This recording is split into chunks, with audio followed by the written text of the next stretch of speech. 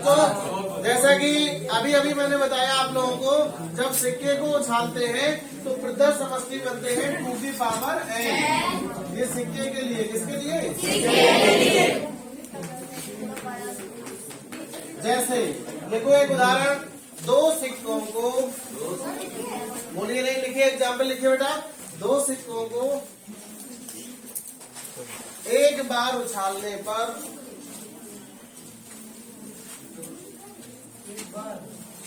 2 सिक्कों को एक बार उछालने पर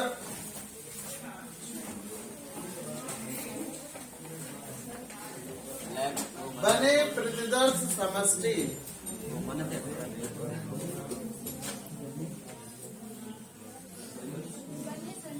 प्रतिदर्श समष्टि यानी सैंपल स्पेस लिख लो इंग्लिश में अगर, की संख्या। देखिएगा बोर्ड पर सभी छात्र देखें, हमने आप लोगों को सैंपल स्पेस एस के बारे में बताया कि सैंपल स्पेस क्या होते हैं, क्योंकि अगर सैंपल स्पेस बनाना आ गया आप लोगों को तो आप लोगों को ये सवाल लगाना आ गया। खासतौर से 10th के स्टूडेंट हमारे जो बच्चे बैठे हुए हैं बहुत ध्यान से समझ लें। सबसे पहले सैंपल स्पेस में आप लोगों ने देखा होगा हमने फॉर्मूला लिखाया 2 की पावर n, लिखाया n होती है जितनी बार उछाला गया। तो कितनी बार उछाला गया? 2 बार। एक बार उछाला गया। सुनिए, हमने आपको फॉर्मूला लिखाया n सिक्कों को एक बार या एक सिक्के को n बार, बात बराबर होती है। तो कितने सिक्के उछाले गए? 2। तो n बराबर क्या लिखोगे? 2। तो 2 की पावर 2 कितना होता है? 4। तो 2 सिक्के उछाले गए थे। अब वो 4 कौन कौन से प्रदर्श समष्टि होंगे वो समझना है बोर्ड पर। देखिएगा, हो सकता है दोनों सिक्कों पर हेड आ जाए, समझ में आ रहा है? मान लीजिए 2 सिक्के उछाले आपने, हो सकता है दोनों पर एच और एच आ जाए, हो सकता है दोनों पर टेल और हो सकता है पहले पर हेड, हो सकता है पहले पे टेल। तो बच्चों ये क्या बन गए आपके? प्रतिदर्श समष्टि, सैंपल स्पेस। क्या हो गए? Sample space. अब हमने प्रतिदर्श समष्टि समझ में आया? अब मैंने आपसे पूछ दिया कि किसी एक सिक्के पर, बोलो, किसी एक सिक्के पर हेड आने की प्रायिकता ज्ञात करो। बहुत ध्यान से समझना। अभी मैंने आपको सैंपल स्पेस बताया, अब मैं आपको घटना के बारे में बता रहा हूँ। तो यहाँ पर घटना क्या है? एक सिक्के पर हेड आना। क्या घटना है यहाँ पर? तो ये घटना के बारे में समझ में आया? तो यादृच्छा का मतलब होता है कि सिक्के को हमने उछाला तो ये यादृच्छा प्रयोग हो गया, हमें पता नहीं कि हेड आएगा कि टेल आएगा। तो उसके लिए 4 आपके सैंपल स्पेस बन गए हैं। तो हो सकता है दोनों सिक्कों पर क्या आ जाए? हो सकता है पहले सिक्के पर। क्या आपको एस बनाना आ गया? अब घटना के बारे में चर्चा करते हैं। घटना है कि किसी एक सिक्के पर हेड आने की प्रायिकता। तो बच्चों यहाँ पर हेड आना, जो हेड आना है वो आपकी घटना है। तो आप देख रहे होंगे यहाँ पर हेड, एक सिक्के पर हेड किसमें किसमें आ रहा है? इसमें और इसमें। तो क्या घटना को हम एच टी और टी एच लिख दें? क्लियर हो गया बच्चों आप लोगों को? क्या एस और ई निकालना आ गया सवाल में? एस का मतलब सैंपल स्पेस, जो आपको बताया हमने, फॉर्मूला होता है 2 की पावर n। तो कितने सिक्के उछाले जा रहे थे? 2। 2 की पावर 2 कितना आ गया? 4। अब कौन कौन से सैंपल स्पेस बनेंगे वो मैंने बता दिया। देखो 1 2 3 4। हो सकता है दोनों सिक्कों में हेड आ जाए, हो सकता है टेल आ जाए, हो सकता है हेड और टेल आ जाए। क्या ये बनाना आ गया?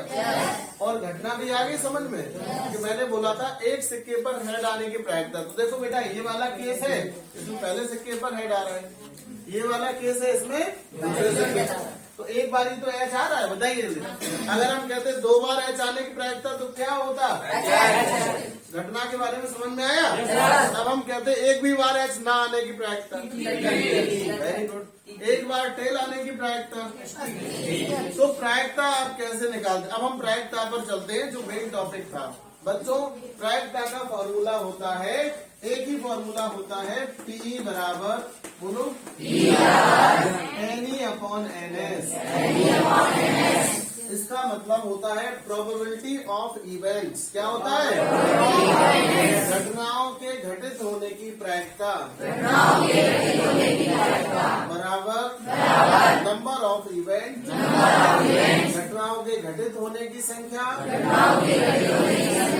Upon number of sample space, फिर बने पृथक समष्टि की संख्या। तो बच्चों अब यहाँ हमने n शब्द लगा दिया। क्या लगा दिया? n का मतलब नंबर, n का मतलब नंबर। तो आपको संख्या गिनना आता है? अगर हम आपसे पूछे n s का मान बताओ तो आप काउंटिंग कर लोगे? 1 2 3 4। तो बच्चों अगर हम आपसे पूछे n e का मान बताओ, 1 और 2, तो बच्चों 4 क्यों है? 2 ही तो है, 1 और 2। भाई 2 सिक्के उछाले जा रहे हैं। तो n e का मान 2 है और n s का मान 4। तो क्या इसकी प्रायिकता आप ज्ञात कर सकते हो? प्रायिकता बराबर हो जाएगा p बराबर हो जाएगा बच्चों 2/4, यानी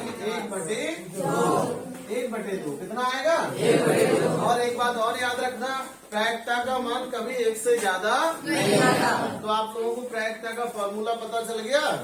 क्या होता है? किसी भी घटना की प्रायिकता लिख लो, फॉर्मूला हम बताए हिंदी में बता देते हैं। P बराबर, पहले लिख लो ये फॉर्मूला, P बराबर NE/NS। नोट कर लो इसे। P बराबर क्या लिख लिया? NE/NS। P क्या होता है? घटना की प्रायिकता। क्या होती है? क्योंकि P का मतलब क्या होता है? घटना की घटित होने की प्रायिकता बराबर घटना के घटित होने की संख्या, बोलो,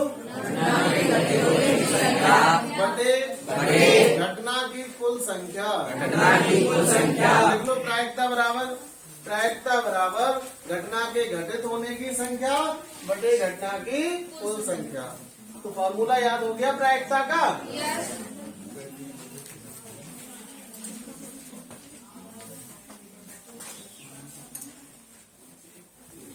एक सवाल और दे दें आप लोग?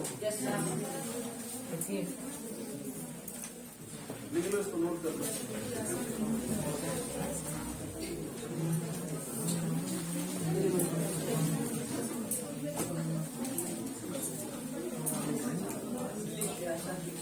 एक सिक्के को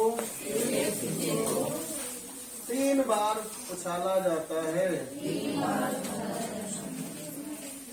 अब एक सिक्के को कितनी बार उछाला गया? तो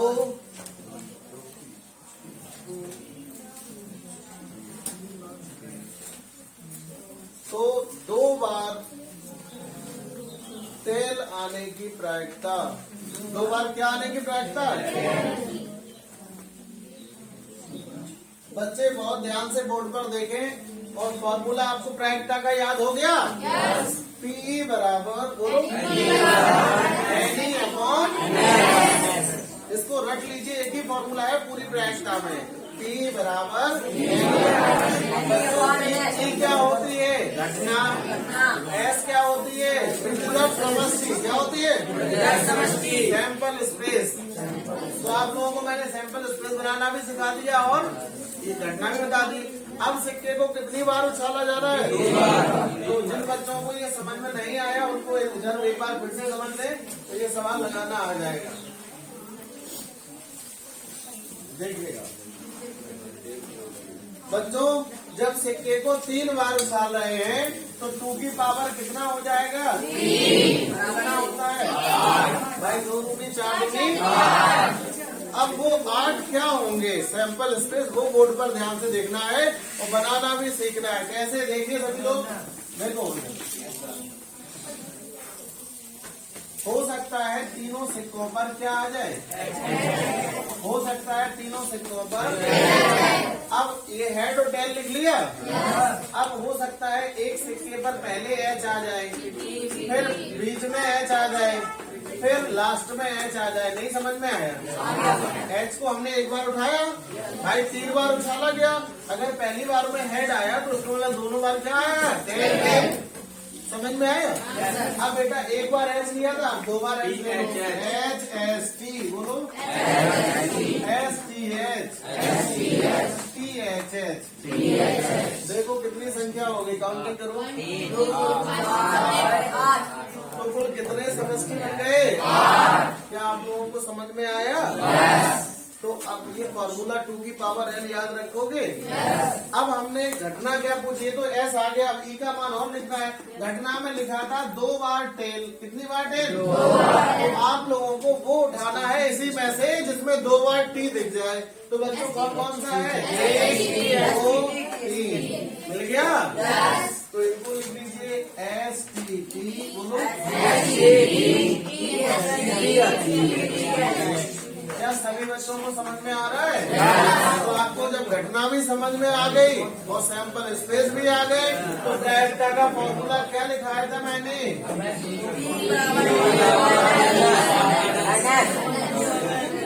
बच्चों अगर हम NS का मान पूछें तो कितना है? 8। अगर हम NE का मान पूछें कितना है? तो प्रायिकता का आंसर क्या हो गया? क्या सभी बच्चों को समझ में आया? तो आप लोगों को कुछ समझ में आया? तो आज आप लोग प्रायिकता के सवाल जो हमने बताए हैं वो रिवीजन करना, और जो हमने परिभाषा बताई है प्रायिकता के लिए, पहले बताया था हमने, फिर से रिमाइंड कराते हैं। यादृच्छा प्रयोग, कौन सा प्रयोग? रैंडम एक्सपेरिमेंट बोलो। ऐसा एक्सपेरिमेंट जिसका रिजल्ट पता ना हो। जैसे सिक्के को उछालना, पासे को फेंकना, ताश की गड्डी में से पत्ता निकालना। ये सभी उदाहरण किसके हैं? पूरी प्रायिकता यादृच्छा प्रयोग पर आधारित है। इसके बाद बच्चों मैंने आपको बताया था प्रतिदर्श समष्टि, बताया था, यानी जिसको कहते हैं सैंपल स्पेस। और फिर मैंने आप लोगों को बताया था घटना। क्या बताया? घटना के बारे में समझ में आया? जो सवाल में पूछा जाता है वही घटना कहलाती है, ठीक है। फिर मैंने आपको फॉर्मूला बताया P बराबर NE अपॉन। बच्चों तो आप लोगों को प्रायिकता थोड़ी थोड़ी समझ में आ गई है। अगली बार जब मेरी क्लास रहेगी तो आपको और क्वेश्चन भी बताएंगे जिसमें डाइस हम तो लूडो वाले भी सवाल सिखाएंगे आप लोगों को, ठीक है। और दिल वाले भी सवाल बताएंगे। आज के लिए इतना ही, ठीक है बच्चों।